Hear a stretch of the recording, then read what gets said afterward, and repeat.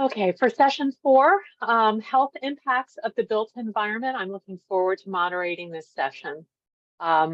We have Hope Hui Rising from Texas A&M University, Francine Layton from Harvard P.H. Chan School of Public Health, Lila Besser from the University of Miami, and Scott Brown, also from the University of Miami. So let's start with Hope. Hope, would you like to share your slides? Yes.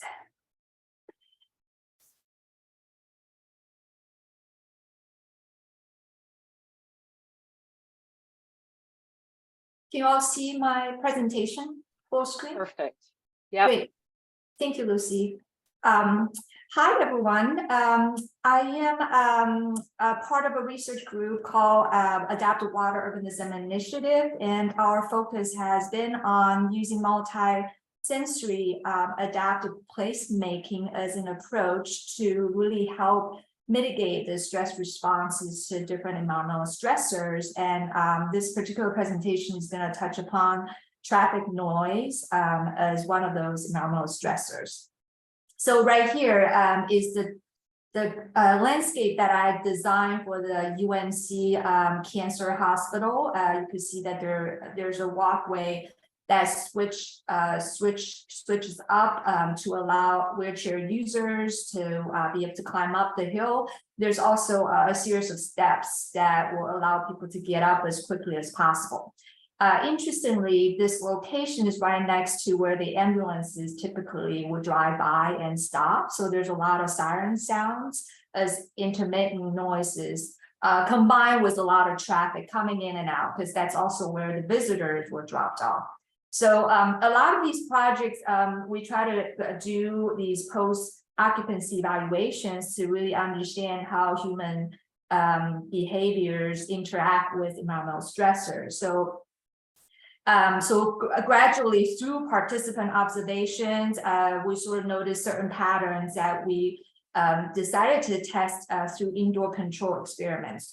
For example, there's avoidance behaviors trying to run away from the traffic noise towards sort of the right-hand side, as far away from the traffic as possible. But oftentimes you also see pedestrians trying to run up the stairs, trying to get up and away from the road as much as they can. So it's either the avoidance behavior, trying to get away from the noise, trying to avoid noise to begin with, or to walk faster as an adaptive behavior or escape behavior. And then there's also a trend of daylighting creeks and waterways in cities. And in this particular case, in Salt Lake City, the creek is right next to a pretty heavy-duty road with the sidewalk, and we've noticed how there's proximity-seeking behavior towards water features in city, particularly the ones that produce certain types of sound. And very close to this location, there's also a water wall that produces, more complex sound, from a fractal standpoint. So we also decided to sort of test similar behaviors in an indoor control experiment. And lightscape oftentimes also produces proximity-seeking behavior. We tested this also, but this will not be part of the presentation today. So the ultimate goal of these preliminary pilot testing is to be able to sort of formulate a set of stimuli that we can then use for more complex experiments where we can use an experimental sensor. And currently it's very difficult to measure the amount of dopamine in different parts of the brain. You can do blood tests, but that doesn't really reflect the actual amount of dopamine in the brain. But there is a sensor that was tested to be valid and reliable in animal studies, and we're hoping that we can, first of all, validate that sensor through MRI using some of the static experiment stimuli that we are validating right now, and then ultimately be able to use that sensor in an ambulatory setting. So be able to do some naturalistic experiments in the future. And the reason we're kind of honing in on dopamine is because it has been implicated in the in the avoidance escape behaviors from unpleasant experiences, particularly unpleasant auditory stimuli. And also it's involved in the reward seeking or approach behaviors towards pleasant experiences. And once again, particularly when it relates to pleasant auditory stimuli. And the dopaminergic system or pathways have been found alter in dementia subtypes, particularly Parkinson and Alzheimer's disease. So there's a lot of interest in really digging deeper into that. So we're hoping that the sensor, once we're able to develop a set of stimuli that are safe to be used in elderly population, we can use that sensor to dig into this deeper in terms of localizing where the dopamine is being released and being able to kind of observe the interactions between the stimuli behaviors and the actual dopaminergic pathways. So this is sort of the larger framework, and today I'm just going to be talking about how waterscape, particularly the auditory aspect of waterscape, feeds into the sensory input and how it mitigates the way the traffic noise is perceived as the masking noise. And also I'm going to be looking at walkscape, different ways of facilitating the adaptive behavior, the escape behavior, as well as interrupting that behavior and how that feeds into the fight or flight response, because we all know that that's kind of where the dopamine is involved as well. So this is just kind of the overall framework on that, and the need to really control psychophysiological baseline, because a person's baseline influences whether they perceive a particular input as a threat, and will determine their subsequent behaviors to escape, to avoid, or approach that particular stimulus. And there's also a lot of activities that have been found to have positive impacts on reducing the severity of the symptoms in dementia and the subtypes. And what we found particularly interesting was that dance was the only one that actually had positive effects. None of the other competitive sports, swimming, golfing, and so on, has similar impacts. But Tai Chi, more indirect, soft movement, similar to the walking meditation. These are very interesting movement qualities that actually have very significant impact on reducing the symptoms of dementia and subtypes, and particularly when it's synchronized with music. So the synchronization of sound with movement seem to play a big role in stimulating dopamine release. So we want to be able to sort of synergize the sound with the movement aspects of the interventions. And to see how the combination of the two help people adapt to traffic noise in particular. So part of the designs came out of the different labyrinths that we designed and built, and we collected all kinds of conventional labyrinths and kind of came out with prototypes, one-to-one prototypes of walkscapes for participants to walk through while listening to traffic noises. So this particular protocol has 17 male, 18 female adults. In this particular case, we're not using the elderly participants yet, because we want to identify stimuli that are safe to be used on these elderly participants. And we sort of created a variation of walkscapes that allow us to test different walkscape features as independent variables, particularly continuity versus different types of interruptions in the forms of number of turns and the degree of turns, because we want to see how the interruption impacts stress response in terms of interrupting their ability to escape or walk faster. And then there is also different curvilinear shapes versus linear pathways, and it has huge implications on the way the cities are designed, whether straight roads and 90-degree turns contribute to stress, particularly when we're stuck in traffic and listening to a lot of traffic noise. So the stress response is being measured by different physiological indicators. We're using mobile sensors in this case because it's an ambulatory experiment, looking at heart rate variability, electrodermal activity. And then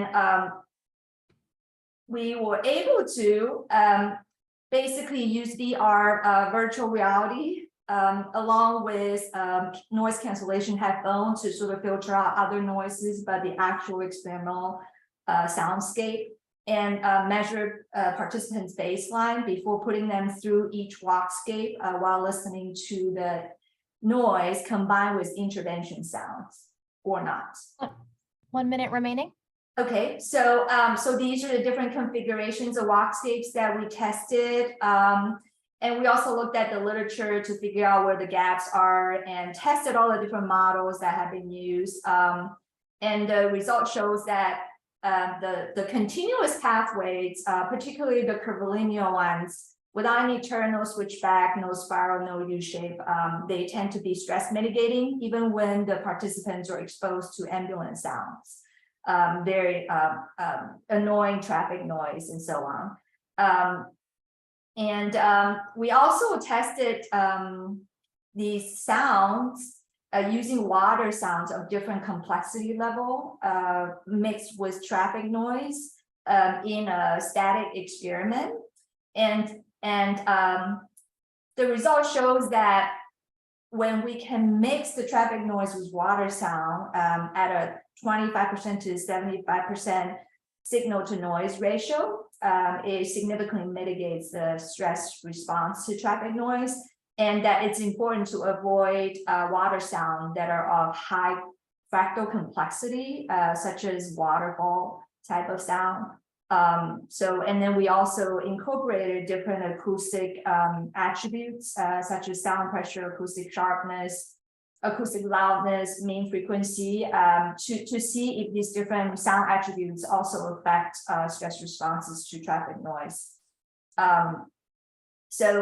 This is a project that I conducted with several research assistants. Some of them are now at different universities. Thank you for listening.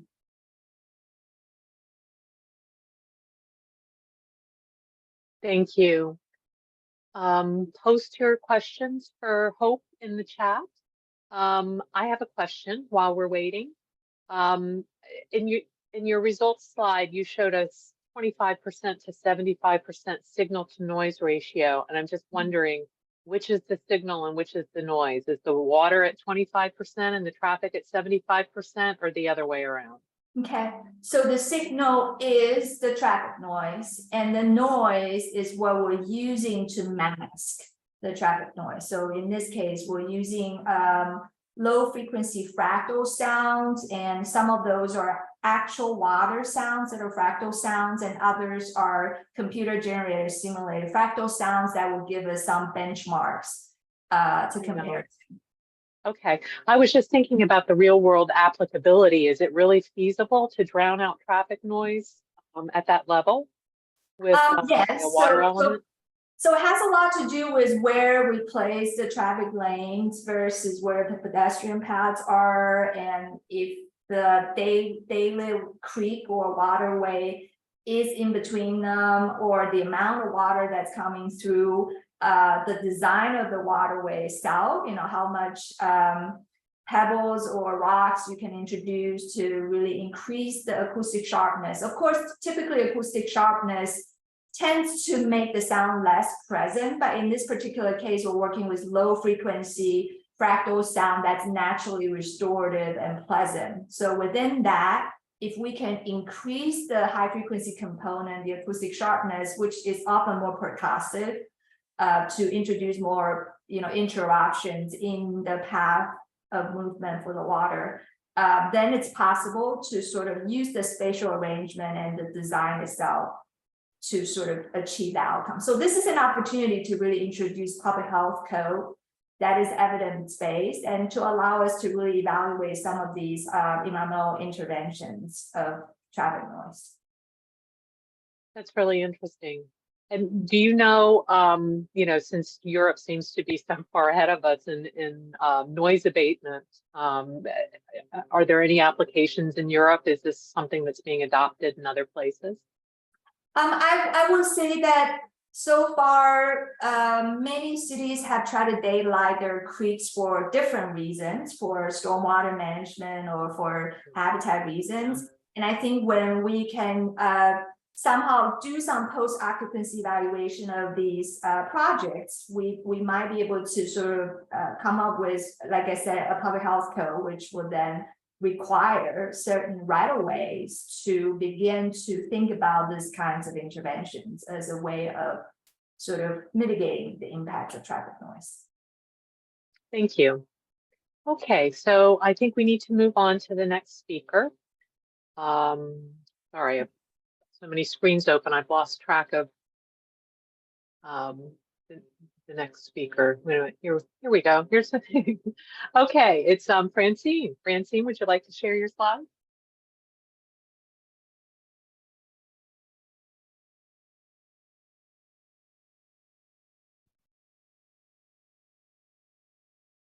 I got my slides, but I didn't get my unmute. Okay, just are you guys seeing the right thing here? I hope so. Yes, we are.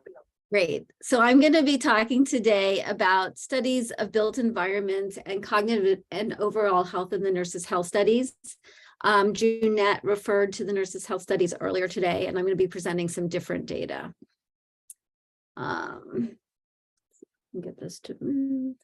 Okay, so here's the outline of my talk. First, I'll talk about the nurses' health study, then exposures related to traffic that we're going to be that we have measured, and then a little bit about studies of mortality and cardiovascular disease, studies of cognitive decline, and then challenges and future directions.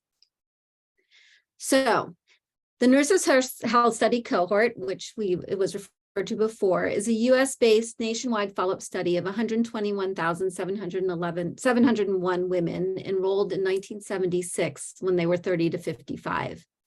These women were all members of nursing associations in 11 large industrial states at the time of invitation. And you can discern from this map, which is a map of all available addresses, what those 11 states are. You can see they're predominantly in the Northeast. You've got California and Texas and Florida. So currently there are at least 10 participants in each of the contiguous 48 states. The participants complete follow-up questionnaires every 2 years where we ask questions which include but are not limited to medical history, personal exposures, and disease outcomes. Diseases are verified through medical record review, and we also do searches of the National Death Index for mortality.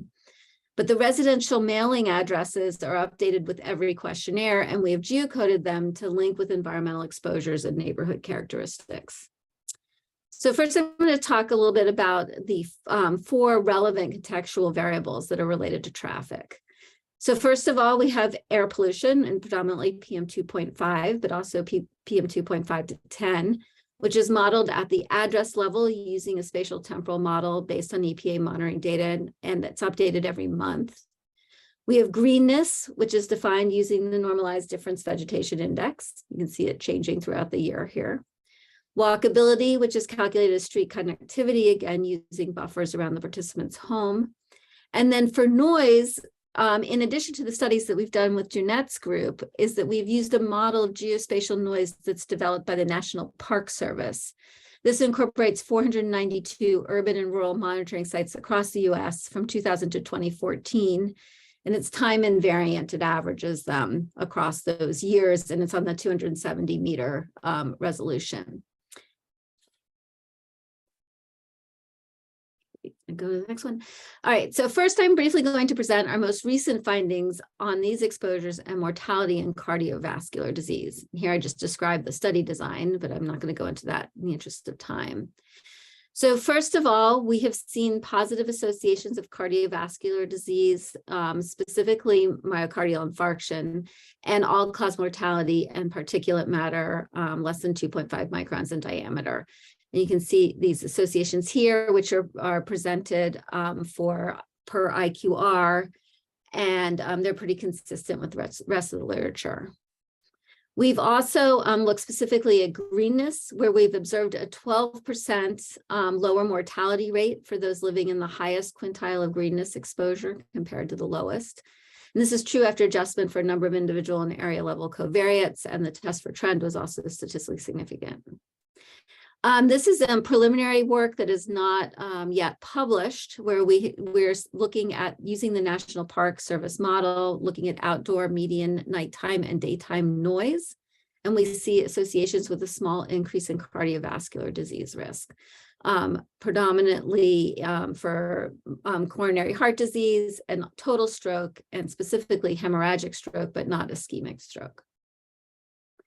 So there have been also a number of studies, and this Jennifer Weave actually was the first person to kind of bring the environmental exposures into the cognitive function sub-study, which consisted of, from 1995 through 2001, participants that were aged greater than 70 years old at the time were invited to participate in a telephone-based study of cognitive function. There were 3 follow-up assessments at 2-year intervals, and 16,480 participants provided enough data to be included in the analysis. And here are listed the 5 tasks that go into the global composite score, defining overall cognitive functioning. So this is from a 2012 article that actually Jennifer Weave is the first author, that we heard from her yesterday, where we saw that long-term exposure to both coarse particulate and fine particulate matter were associated with worse cognitive decline that was equivalent to about aging by approximately 2 years. We also have another paper that will be submitted for publication very soon, where we're looking at greenness in the same population. So this will be the opposite effect, or the opposite hypothesis, where higher greenness is associated with slower cognitive decline.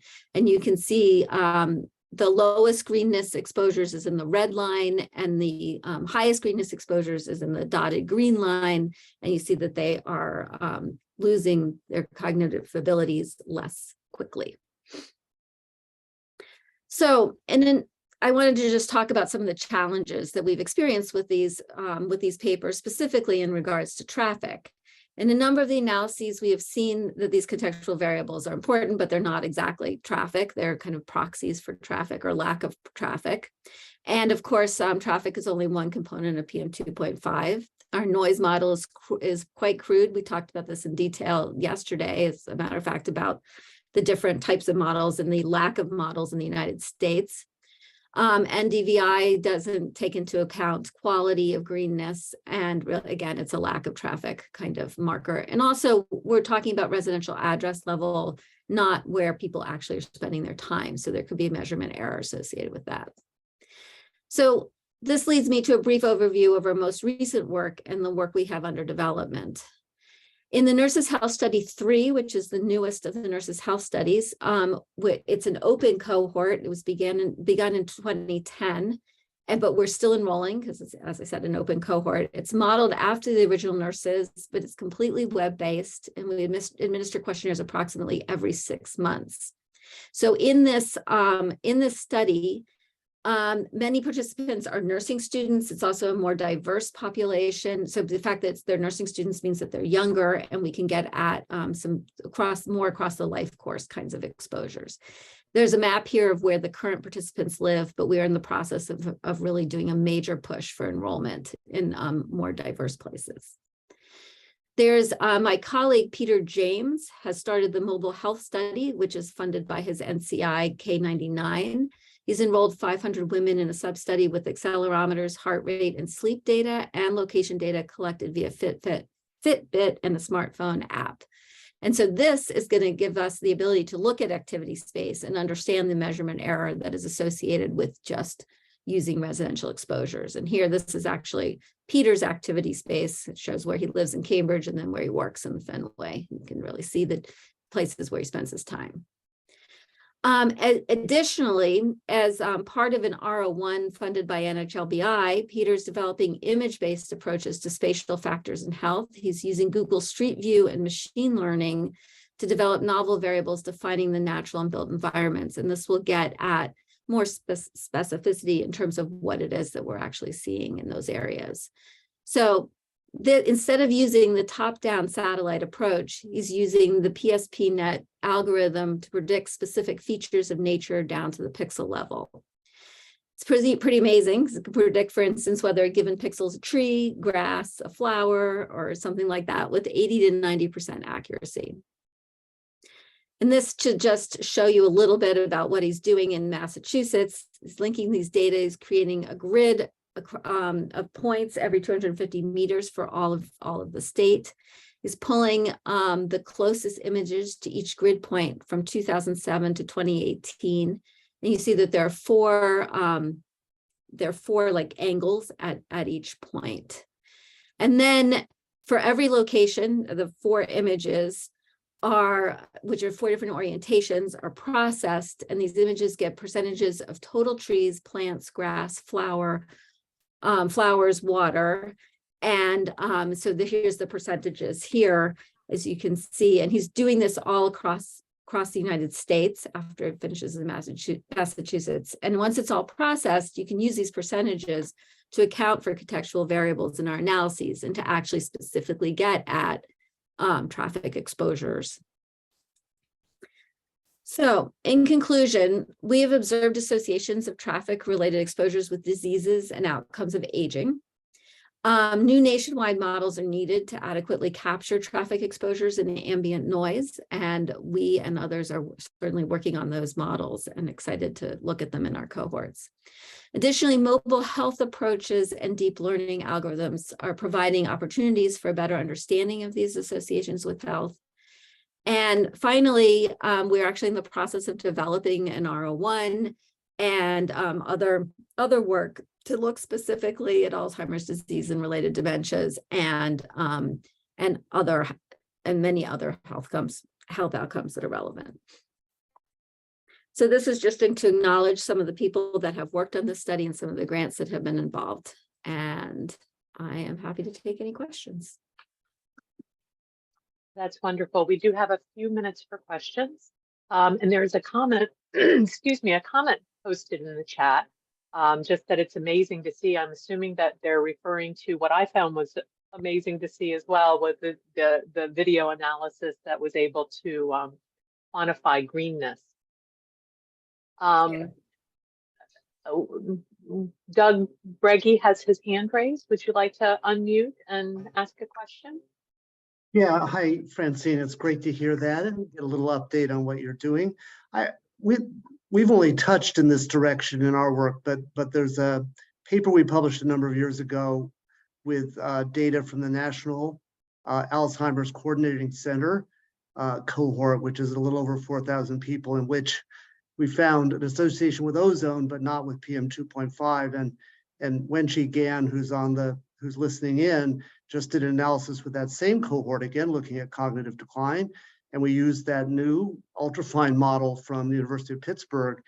Again, no association. I'm wondering if you have any ideas why we might not be seeing that signal. I know that's a lot to put you on the spot, or maybe you could, contact me offline if you had some thought later. But it seems odd to me that we don't see it. Yeah, no, that's really interesting. I don't know. I mean, Jennifer, I see is here. She may have some ideas. I don't know. It's a good question. We should talk about it though, and we're really intrigued to look. It was interesting that we did see it with PM 2.5 and we saw it with greenness, going in the expected directions.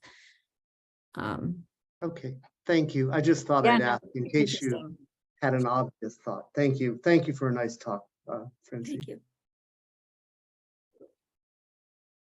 So if there are no other questions, while we're waiting for another question, I am going to take the moderator's privilege and ask one myself. And then when you were talking about greenness, and this construct of greenness is really salient.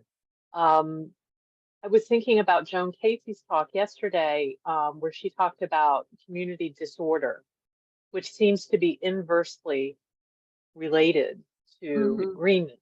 And, she was finding that stress levels are higher in communities where there's more disorder. And it's also, the effects on cognitive function are more prominent, more pronounced in neighborhoods with more community disorder. And so I wondered if you wanted to comment on that, or if there have been studies that have looked at the relationship between community disorder and greenness. We haven't specifically used that marker, but it is something, I mean, I think this is related to kind of some of the other, socioeconomic status type variables or discrimination type variables that are out there, like the, indicating the potential racism or other types of stressors.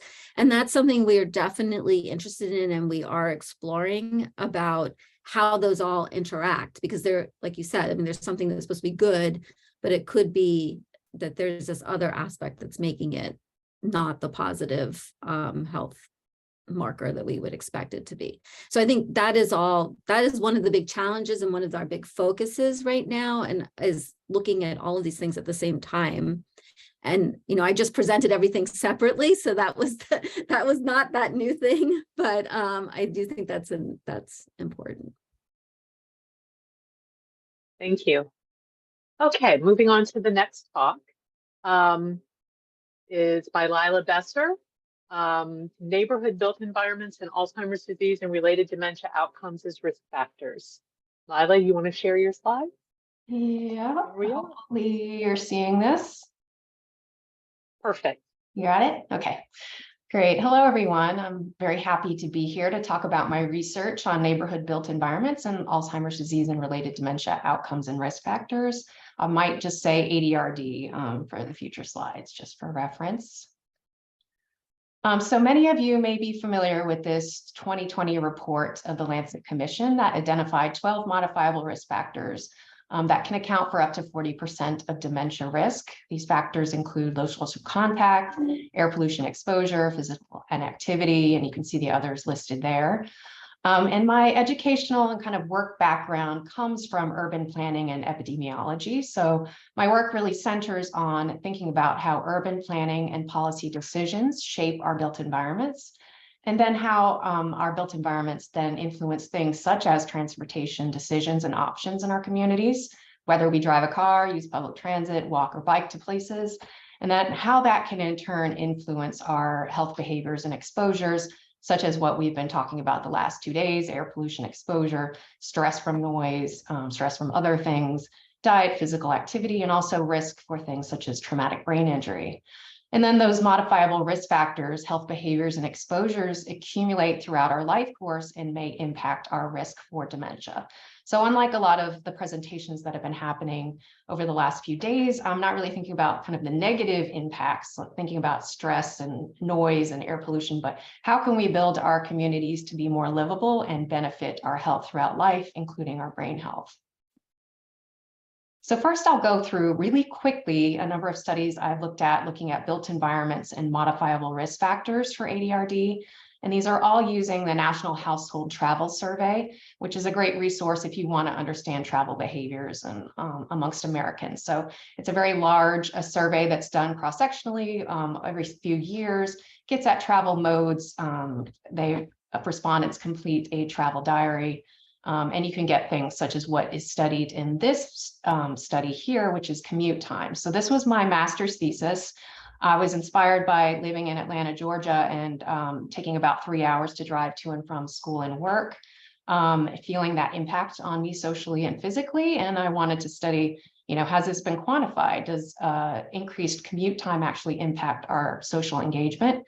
And it was demonstrated in this study that the more you commute, the longer number of minutes, the less likely you are to have any socially oriented trips on a given day, especially those having commutes of at least 90 minutes. This is another study using that NHTAS data set, and we're looking at walking to public transit. 29% of those people who walk to and from transit achieve at least 30 minutes of physical activity per day.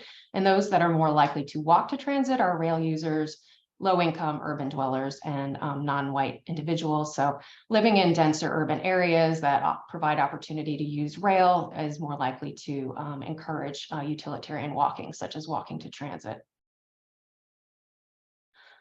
So upgrading, those were based on the 2001 survey. This is now the 2017 survey, focusing in on older adults and what are the individual and neighborhood predictors for neighborhood walking. So at least one walk trip in the neighborhood.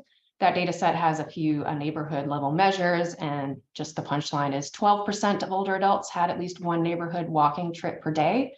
54% of those neighborhood walkers walked at least 30 minutes per day in their neighborhood. And then if you live in, again, more dense neighborhood environments, then you're more likely to have neighborhood walking as an older adult. Here, also using that data set to see, does green land cover, is there an association with neighborhood-based walking? Linked up the respondents' addresses, specifically census tracts, to the National Land Cover data set to characterize the percentage of the neighborhood composed of forest or tree canopy versus open and park space. We found that amongst the Black respondents, having more open space in the neighborhood was associated with more neighborhood walking, whereas for the overall sample, women and white respondents, having more tree canopy was associated with more neighborhood walking. So perhaps the type of neighborhood green space may have an impact or better promote neighborhood walking depending on one's sex and racial and ethnic group. And then lastly, again, using that data set, but focused in on historic redlining and neighborhood walking. So for those of you who aren't familiar, in the 1930s, this was a policy that was implemented to kind of indicate greater investment risk amongst neighborhoods that had more Black, working class, and immigrant individuals. This led to negatively impact mortgage attainment and led to longstanding segregation across the US. So here we looked at, in those historically redlined neighborhoods, what do they look like today? And they have these definitely declining and hazardous neighborhoods, are still higher area deprivation, greater racial and ethnic segregation, more low-income workers, less open and park space, and also those people living in those neighborhoods deemed hazardous today have report less neighborhood walking. So historic policies leading to long-standing changes, negative changes in those social and built environments in those neighborhoods that can be influencing health behaviors amongst residents today. So I'll move on to built environment studies focusing in on brain health outcomes. And first, this was my PhD dissertation, which was just a systematic review to see how many studies have looked at neighborhood environment and cognitive outcomes in older adults. As of 2016, of the 25 studies, only 6 looked at built environment features. So very hard to kind of summarize with that few, but generally characteristics that are associated with greater urban density, such as access to transit and greater land use mix, being associated with better cognition in older adults.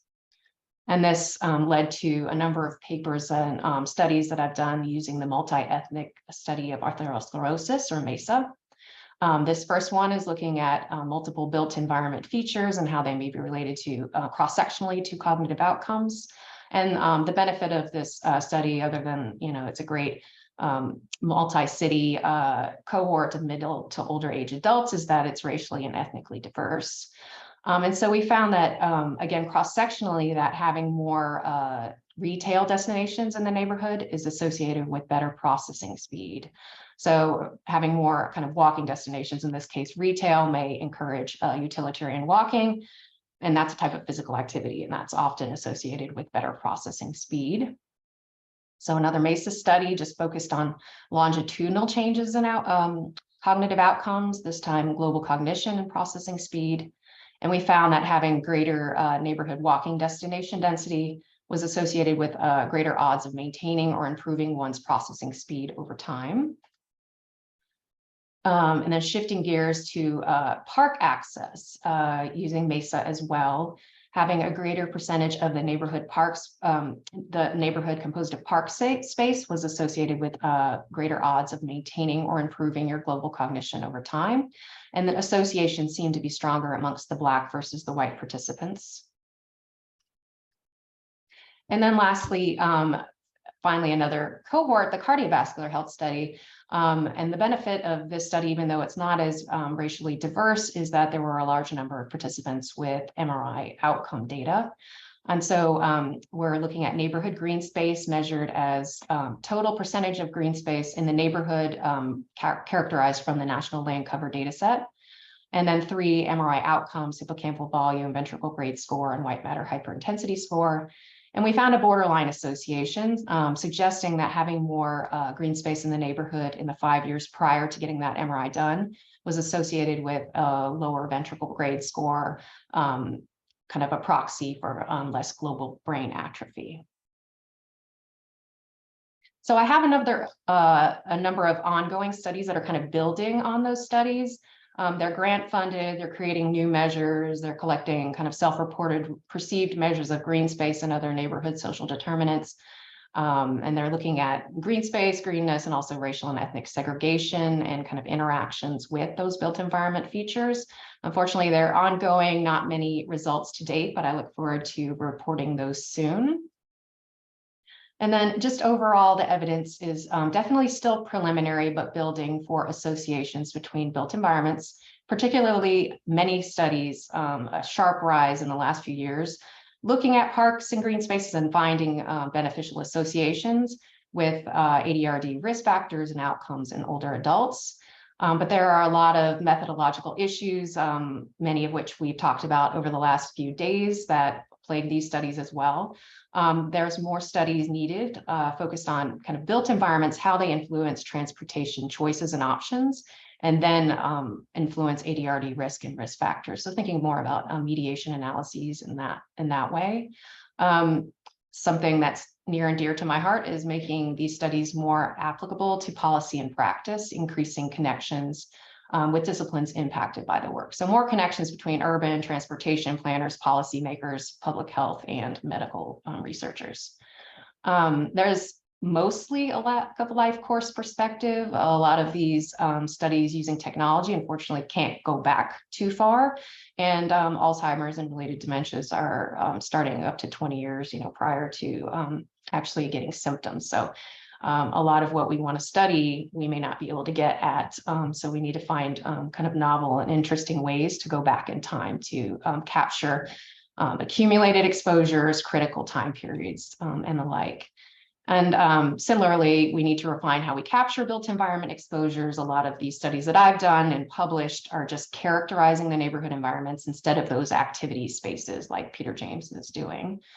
And then lastly, a lot of understudied populations. So MESA is great for studying, but a lot of the published studies to date are predominantly white advantaged groups.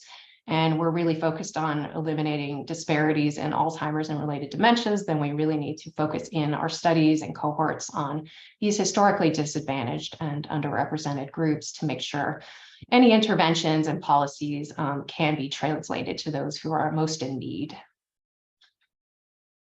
And then lastly, just my email there in case anyone has any questions. And I think I'll stop sharing so I can see everyone. Wonderful, thank you. Please put your questions in the chat or the Q&A. And while we're waiting for questions, and we just have a minute or so, but I was interested in your slide about applicability to policy and practice. And you talked about trying to involve multiple disciplines to increase awareness of the research and the findings. Are there any other strategies for influencing policy? Because it seems that seems needed. Yeah, I mean, I think so. For instance, crossing fingers, I just submitted an R01 to try to integrate urban planners into a research study, a large research study from the beginning and throughout, to not only, have them inform what we're measuring, but also the output that is then kind of provided to planners to kind of help inform planning and policy. But I think a lot of times, even just these studies, they end at being kind of communicated to researchers and not necessarily communicated in ways that are useful for policymakers. And I think even educating people who do work like we do on what does it look like to make policy and planning, so that we know where are the points in which we can best insert this kind of evidence to kind of make change. Let's see. Interesting, thank you. Any other questions? Okay, so we'll move on to our last talk, which is by Scott Brown at the University of Miami Medical School. Precision greenness impacts on Alzheimer's disease, vascular outcomes, and age-related cognitive decline. Scott, can you share your slide? Yes, let me go ahead and share. Thank you very much. I really am excited to be a part of this wonderful set of presentations today and yesterday. Just really phenomenal talks on all aspects of the exposome. Let me just make sure you can't see my screen. Can you? We can see your screen. Click on the button to put it into slideshow. Okay, and now I have to swap the display settings. Okay. Well, we'll see what happens. Yeah, there you go. Now. Okay, can you There all go. see my full presentation? Okay, thank you for the technical guidance. So this is just really a lot of the data that I'm presenting today are just really part of a conversation about a number of aspects, methods in measuring environmental exposure, looking at different populations of interest at a population science level, and then also what is the impact of the specific mechanisms that might account for some of these relationships. So this is a photo of some of my team members. And to provide a bit of perspective, my training is as a behavioral scientist. And so in doing cross-disciplinary research with architects and urban planners and public health and medical and behavioral scientists, we've really been interested the last 15 years or so in what are some of the localized impacts of the built environment on individual behavior and risk and protection for health. So, of course, majority of talks have been on pollution and both air and noise pollution, and also we had a set of nice talks about the built environment, but definitely social interaction and physical activity have been two of the mediators that our group has looked at in relation to block level impacts across a number of studies going back 15 years by our team.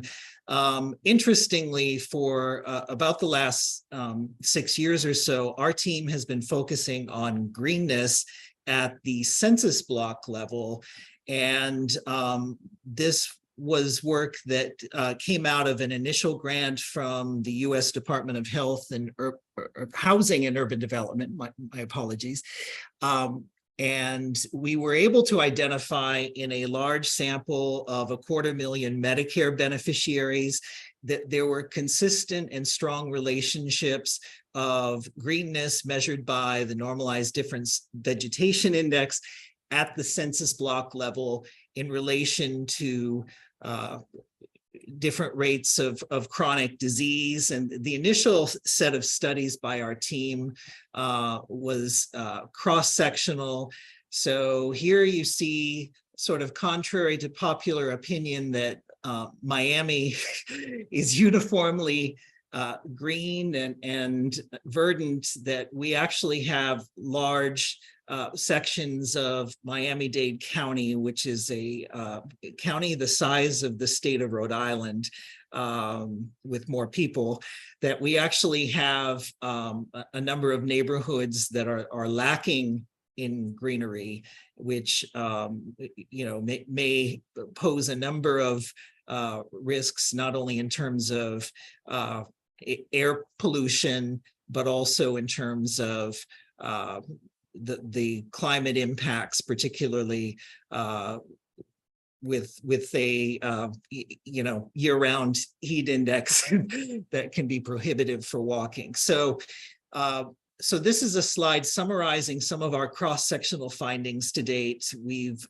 linked higher greenness levels at the block level to lower odds of Alzheimer's disease, as well as non-Alzheimer's dementia, depression, 4 different forms of heart disease, as well as stroke. And this is just a recent paper from our group looking at tertiles of greenness in relation to odds for Alzheimer's disease in the cohort I mentioned of 250,000 Medicare beneficiaries in Miami-Dade County. And I should note that all of these associations adjust for individual age, sex, race, ethnicity, and neighborhood income. So our recent work the last couple of years has gone in the direction of longitudinal studies.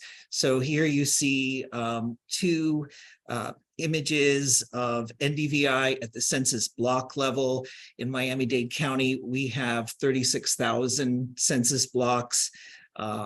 So you see that there are large sections, particularly in the north central part of the county. There are a number of communities of color and that have been disadvantaged by a lack of greenness, and yet at the same time there is an ongoing greening intervention in Miami-Dade called Million Trees Miami, in which over 200,000 trees have been planted to date. So some of the work that I'm presenting is starting to look at what are the impacts of greening on health outcomes. So this is a slide I'm showing data that we're getting ready to submit for peer review.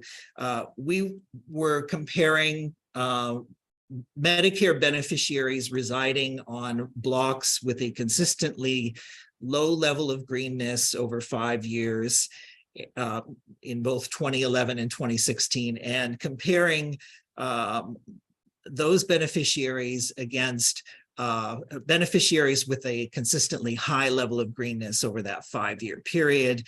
And this initial finding is looking at the odds of having any new cardiovascular conditions over a 5-year period, adjusting for the baseline number of cardiovascular conditions in 2011. And as you can see here, there was a 14% lower odds of having any new cardiovascular conditions over 5 years in the participants that lived in consistently high greenness blocks. We also have a finding for Alzheimer's disease that excluding individuals who were free of Alzheimer's disease in 2011, we were able to identify that beneficiaries residing on consistently high greenness blocks had approximately a 16% lower odds of having a new Alzheimer's diagnosis. And so this brings me to some of the current ongoing work that our group is doing that's funded by the NIA, looking at specific cohorts for the Northern Manhattan study that unlike Medicare, which doesn't provide us with behavioral data, of course, existing cohort data can be leveraged to examine the impacts of specific mechanisms such as behavioral measures of physical activity and social support, as well as cardiometabolic biomarkers that we're examining in a couple of studies, such as blood pressure, fasting glucose, and BMI, and also the role of inflammatory pathways. In the NOMAS study, we have measures of IL-6 and TNFR1. And also, given the availability of brain structural MRI for about 1,000 participants in the NOMAS cohort, we're able to evaluate whether there might be further linkages of greenness to vascular brain imaging biomarkers such as white matter hyperintensity volume, silent brain infarcts, and cortical thickness. And again, leveraging the rich data within NOMAS, we're looking at approximately 15-year trajectories of cognitive performance. And all of this is in a tri-ethnic sample of 3,000 participants with an average of 15 years of follow-up data. And then we also have data on medically adjudicated outcomes, including stroke, MI, and vascular death. And then the last slide is basically taken from the specific aims page of our grant, that in addition to the measures noted above, we also have adjudicated Alzheimer's disease.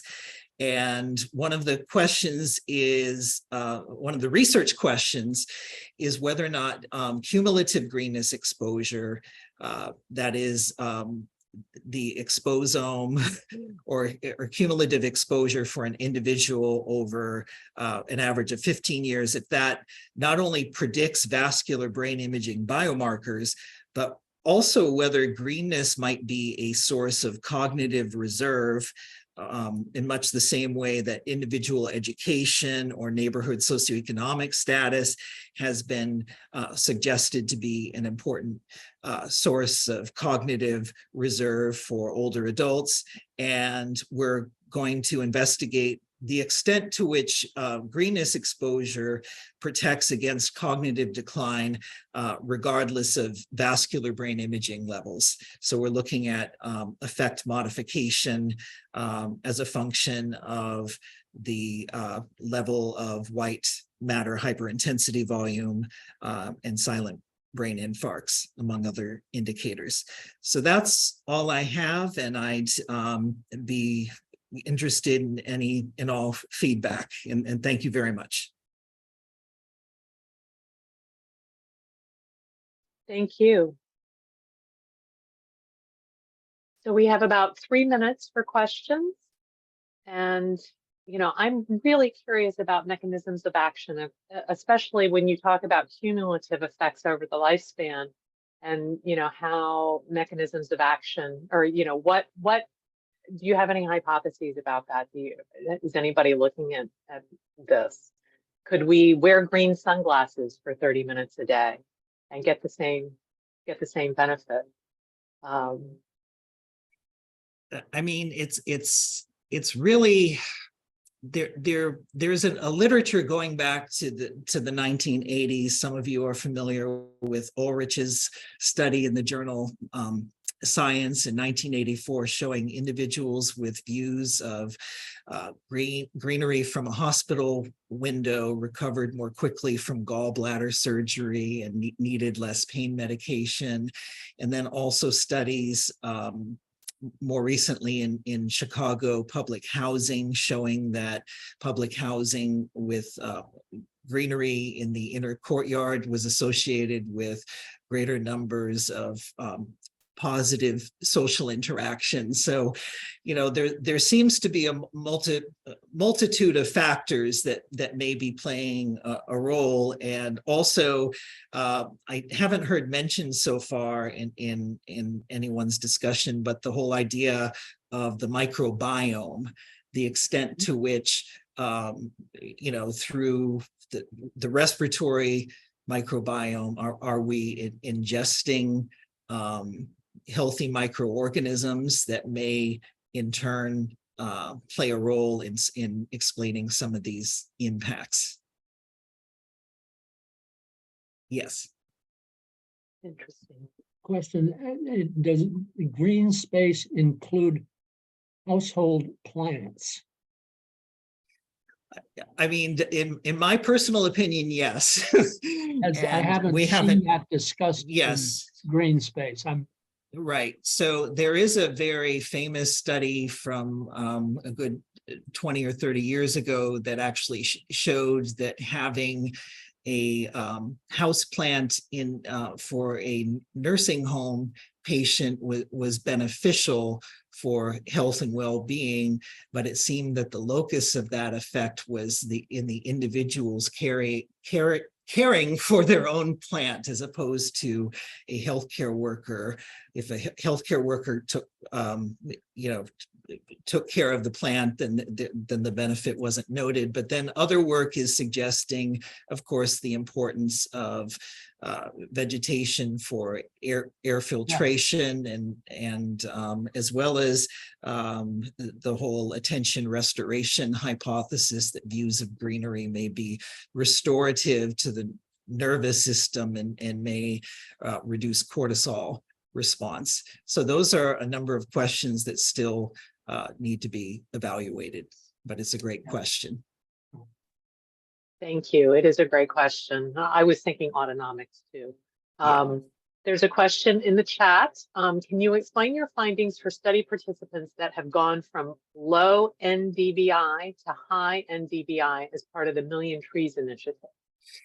Yes, so I think there may have been a typo on one of the slides so the findings that I presented were individuals in consistently high versus consistently low NDVI. But I will say that we do have a preliminary finding where individuals living on blocks that go from low to high greenness, that the trend is in the same direction as for the high participants for cardiovascular disease. The problem being that I know it sounds crazy to say we're underpowered with a sample size in the thousands, but we only have 2,000 Medicare beneficiaries that live on blocks that went from the low to high greenness level. But we're encouraged that the relative effect size seems to be similar. Unfortunately, though, for the Alzheimer's disease risk, that doesn't differ from one. In terms of Alzheimer's disease risk in the low-high greenness condition. Thank you. Jay Pinto is asking, can you discuss approaches to untangle effects of air pollution, greenness space, and built environment, and even noise? And before you start your answer, I just want to invite everybody to post questions for any of the four speakers, if you have them. We'll open the discussion up to a broader discussion of the session once we've gotten through Scott's questions. Yes, so it's an excellent question. In our work, we're actually, again, highly, not even hot off the computer, let alone hot off the press, but we are also trying to look at the role of effect modification of greenness's impacts. And it does appear that in the Alzheimer's greenness longitudinal analysis, there does appear to be an interaction, for example, with built environment walkability, wherein high greenness seems advantageous regardless of walkability level, walkability measured by land use mix and street connectivity. However, if you have high walkability without the high greenness, then that seems to be detrimental in terms of your risk for Alzheimer's. So these are great questions. We're also looking at effect modification by neighborhood income, and the social environment is incredibly important. Our group has not yet looked at air pollution, but we're proposing to do so with Joel Kaufman's group. And I don't know if I answered fully the question, but definitely there are issues of there can be issues of multicollinearity in some of this work as well. Thank you. Thank you.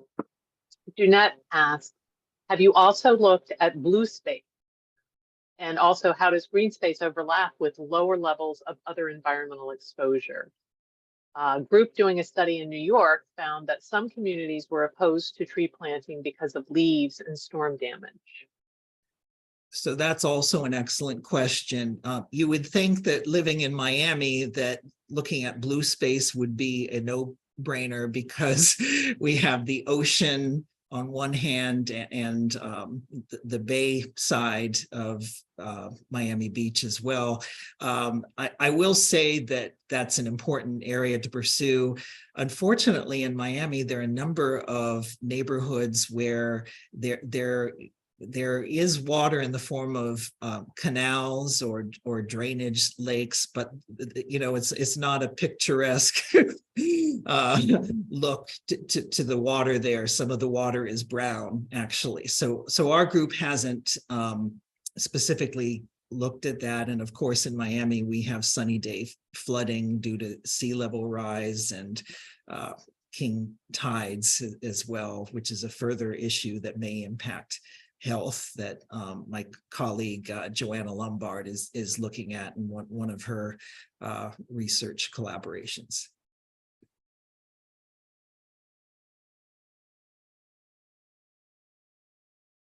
Lucy, I think you're muted.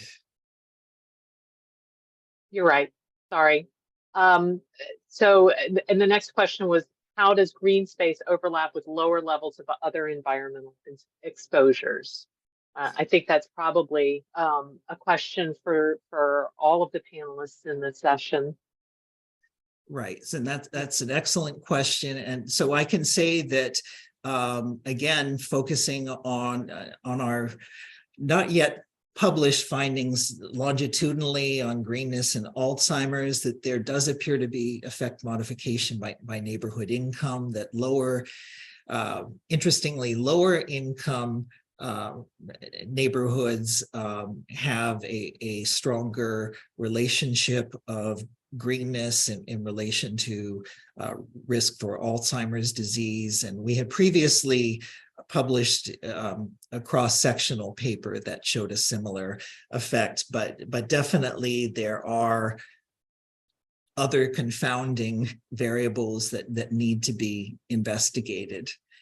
And also I see that there was a point made by Junette about really push-pull processes that individuals in neighborhoods there may be a little bit of not in my backyard in terms of some of the ongoing interventions. So definitely that can play a role. However, I was also aware of at least one study that showed that the New York Million Trees project was associated with increased social engagement among those communities that were involved in taking care of some of the planted trees. Okay, other questions?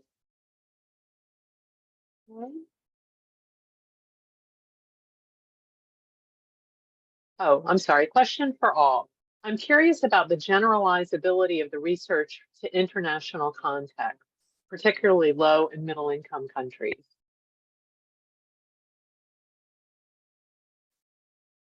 Would Hope or Lila or Francine care to weigh in on this one as well?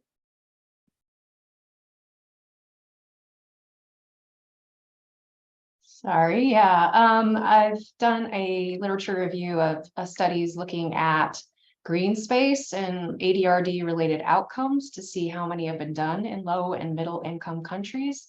And as you can imagine, very few. So that's a place to kind of see whether kind of results are, translated to those international contexts.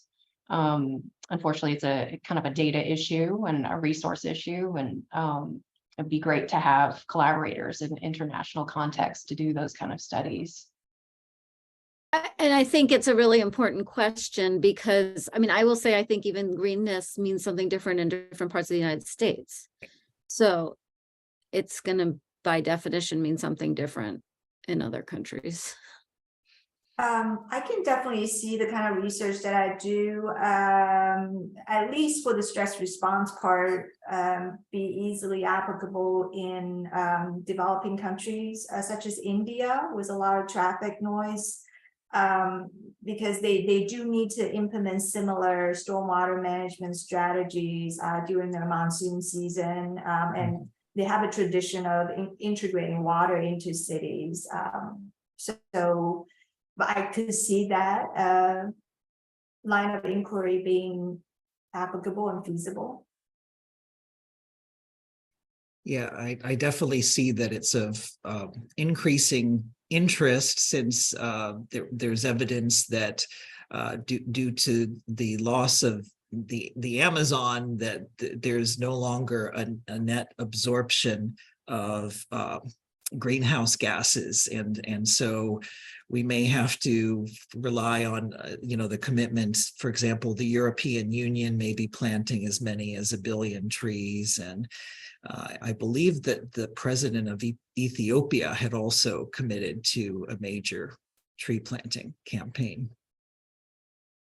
So those would be good places for future studies, knowing about it on the ground. Jennifer, did you want to speak? I just want to plug the Harmonized Data Collection on Aging Network. This is, I believe it's NIH sponsored network of aging studies around the world, including several low and middle income countries. And thank you for posting that. And these places, in these places, there already is some research on environmental exposures in relation to aging outcomes, but I'm going to guess that there is still tremendous opportunity to do more. Anyone else?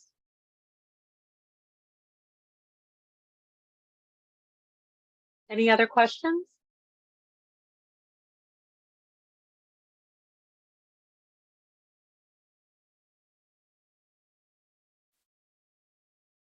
Going once? Going twice? Is anybody feverishly typing? Okay. So I think with that, we will transition and